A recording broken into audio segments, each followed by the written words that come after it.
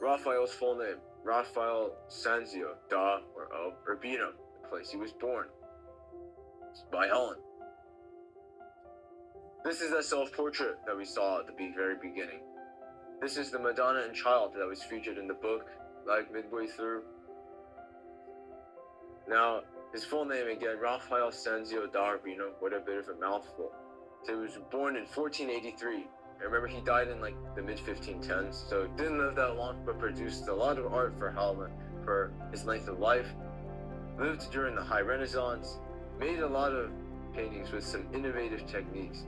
The School of Athens was the one with all the Greek philosophers in it that was like 7.7 meters long at the base, in one of the walls of the Vatican Palace.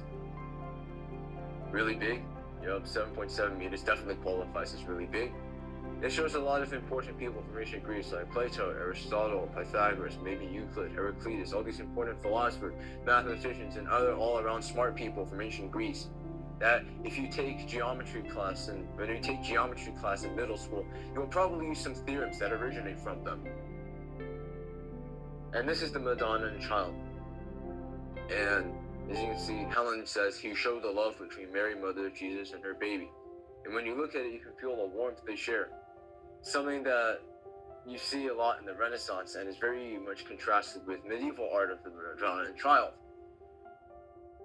And this is especially true of Raphael. He was very talented in this aspect. This is called, I believe, the Alba Madonna. Yeah, it's a unique, innovative circular shape, not a rectangle, or even a rectangle with a semicircle. He was just like, screw rectangle, I'm gonna paint this as a circle, because Raphael be Raphael.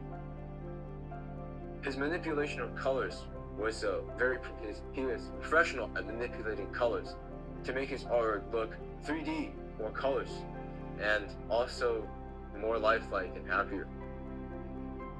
Now, and yes, Raphael may have died in like 1512-ish, in the mid-1510s, a long, long time ago.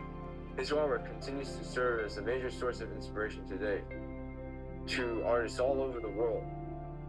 His paintings are all over the place, even in the US. What an honor. And his talent is still very much evident to this day, especially if you compare it to medieval art. So, that was a brief summary of Helen's slides on Raphael. Now here's that comparison I told you about. This is a little thing called the Wilton diptych. Diptych means it's got two panels that like hinge on each other. It was made at the very end of the 1300s, like in the mid-1390s. This is still when Europe was in the late Middle Ages, so it was kind of right before the Renaissance, but still technically in the Middle Ages. It was made for King Richard II of England. Now, I wanted to take a look at this medieval representation of the Virgin Mary and baby Jesus. They look kind of flat, right? Like you take some paper, draw a person on it. You take a paper, draw a person on it, cut it out. Same energy. Also, look at all of their expressions. Like this is supposed to be King Richard. This is, I believe, Saint Edward the Confessor. This is the Virgin Mary, and these are a bunch of angels. Look at their expressions. They look kind of depressed. Like they only got 5 hours of sleep the previous night. That was a bit of a thing with medieval art. The figures were all really flat, zero shadows as well, and also they have some questionable expressions. And also, the baby Jesus kind of looks like a middle-aged person. This is the Alba Madonna, which I actually got the honor of visiting in England. Yup, this is like 15-year-old me. And this is the Alba Madonna. As well as being circular instead of rectangular, or two rectangles like the Wilton diptych. Look at how much more 3D, more colors, and more happy that the figures are in this painting, which, by the way, was made in 1511. So it's only about 110-ish years older. But look at how much better the figures look than here, because here the figures are kind of flat and they look as if they only got 5 hours of sleep the previous night, but here they look more 3D and more lifelike, brighter colors, and also more happy, which is always better.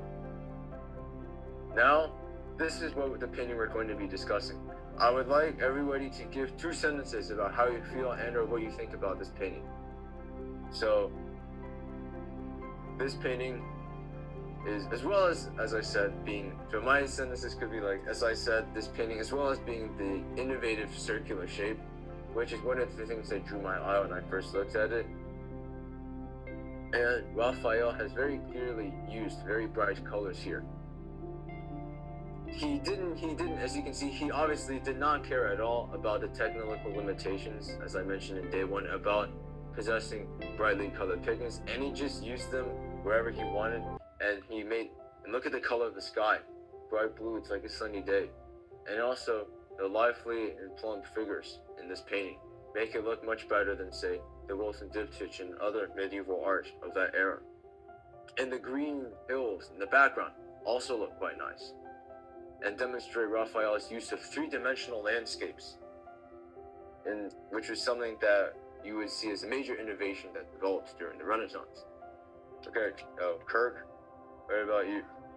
I think it looks like lively, but like it's nice and bright. It's like lively. It represents like newborn babies and like the cuteness of them. But then again, the thing is like you can kind of see the dark spots around the thing, which is what I kind of don't like, because in the grass is kind of wilted.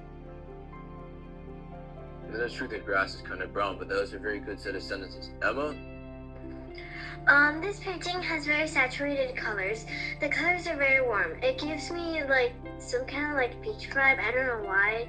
Like it's not even a beach, but I just looked at the sand and thought that it was a beach for some reason. Maybe because it was sunny. More Raphael techniques. Amy?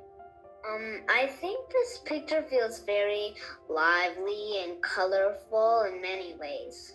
Like how he made her clothing have very unique colors. Yeah.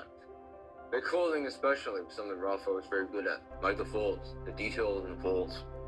And then lastly, we have Richard. It doesn't have to be very long or very detailed, it's just what you generally feel. Like, do you like it? What do you like about the painting? What does it make you feel like? Like Emma mentioned that it reminds her of a beach. The painting looks realistic and bright, and it's also a pyramid. And yeah, pyramid construction is somewhat evident in this section of the painting as well. Very good, guys. You guys all had some very insightful comments to share about the album Madonna. Now that we know a lot more about Raphael, after this class ends, you can teach your parents and siblings about it. Now, any other questions?